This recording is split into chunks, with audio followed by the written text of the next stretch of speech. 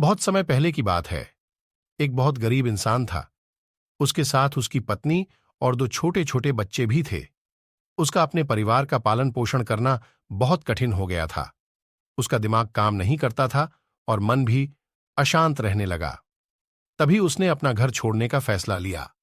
एक रात जब उसकी पत्नी और दोनों बच्चे सो रहे थे तो वो चुपचाप घर से चला गया। रात में बिना किसी मंजिल के वो आदमी चलता रहा। तभी अचानक उसने देखा कि एक नदी किनारे भगवान बुद्ध अपने शिष्यों के साथ बैठे हैं। उसी वक्त उसने निर्णय लिया कि वह अब सन्यासी हो जाएगा और भगवान बुद्ध का शिष्य बनकर यहीं रहेगा। उसके बाद वह भगवान बुद्ध के चरणों में जाकर गिर गया और उनसे विनती करने लगा कि वो उसे अपना शिष्य बनाकर अपने साथ ही रख लें। भगवान बुद्ध ने उस गरीब इंसान की बात सुनकर उसे अपना शिष्य बनाकर अपने साथ रख लिया। भगवान बुद्ध अपने शिष्यों के साथ आगे बढ़ते हैं। रास्ते में चलते चलते थक गए थे।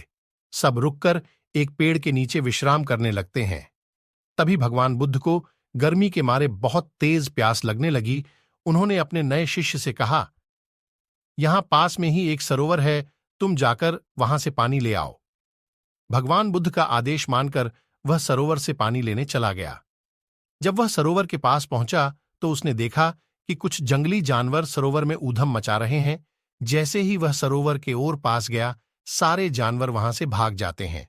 लेकिन सरोवर में कीचड़ सड़े गले पत्ते ऊपर तैर रहे थे, जिसके कारण उसका मन नहीं मान रहा था। उसने सोचा, इतना गंदा पानी भगवान बुद्ध पिएंगे कैसे? फिर वह बिना पानी लिए वापस लौटता है और आकर बुद्ध से बोलता है, भगवान, उस सरोवर में तो बहुत ज्यादा गंदा पानी है, वो पीने लायक नहीं है। अपने शिष्य की बात सुनकर भगवान बुद्ध थोड़ी देर चुप होकर बोले, जाओ, उसी सरोवर से जाकर पानी लेकर आओ। भगवान बुद्ध का आदेश मानकर वह वापस से सरोवर की तरफ चला गया। लेकिन वह मन में यही सोच रहा था कि भगवान बुद्ध इतने गंदे पानी को कैसे पिएंगे। जैसे ही वह सरोवर के पास गया, वह ये देखकर चौंक गया कि सरोवर का पानी एकदम निर्मल और स्वच्छ हो गया है और अपने स्वभाव में बह रहा है।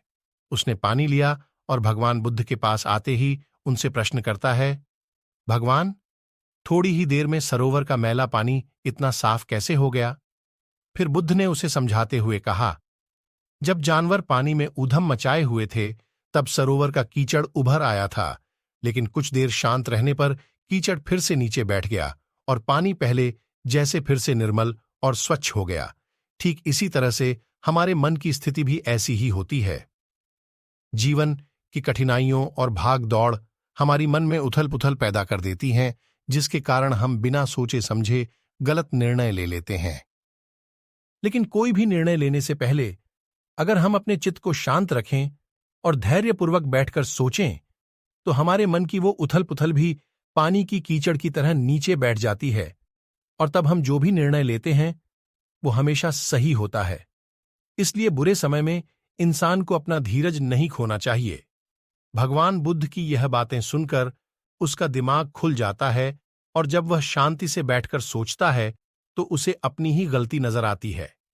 फिर उसे समझ में आता है कि उसने अपना घर छोड़ने का गलत निर्णय लिया था।